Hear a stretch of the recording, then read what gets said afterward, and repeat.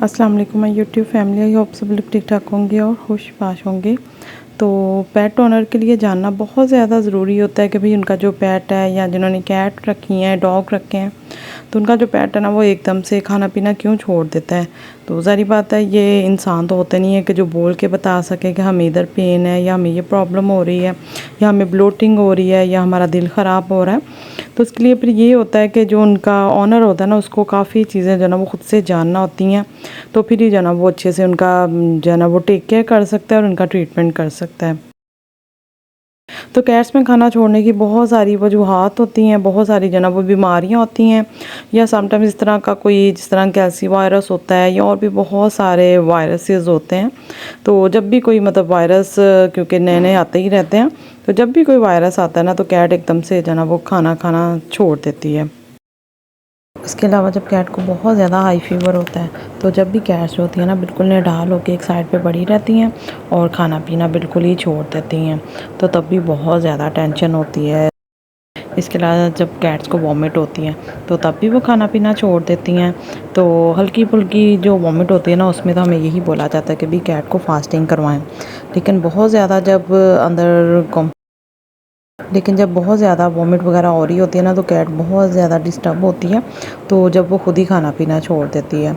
या इसके अलावा जब डायरिया हो जाता है तो बहुत ज़्यादा कैट बेचारी जना निढाल हो जाती है, बहुत ज़्यादा उसको वीकनेस हो जाती है, पानी की कमी हो जाती है।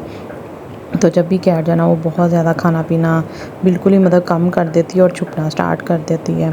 तो वॉमिट और जो डायरिया होता है उसमें सबसे पहले यही होता है कि कैट को बहुत ज़्यादा डिहाइड्रेशन हो जाती है, तो इवन कि उससे ये होता है कि कैट की डेथ भी हो सकती है।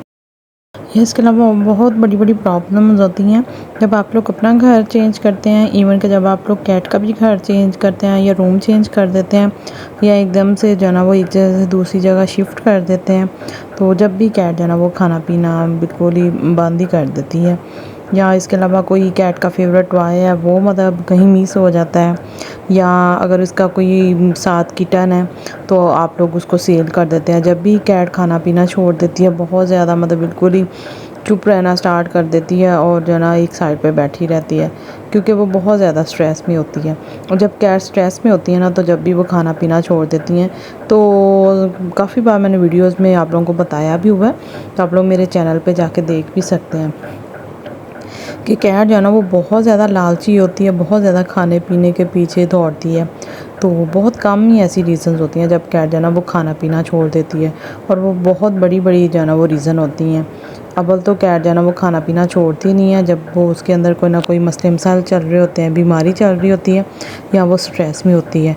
यही जो 2-3 वजूहत होती हैं जिसकी वजह से कैट जो है ना वो खाना पीना छोड़ देती है।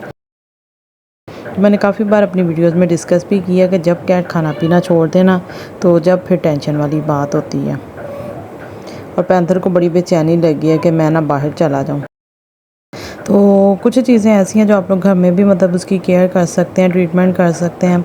तो उसको ये कि अगर कैट वीक हो रही है तो आप लोग उसको मल्टीविटामिन सिरप आते हैं वो आप लोग दे सकते हैं, फिश ऑयल दे सकते हैं।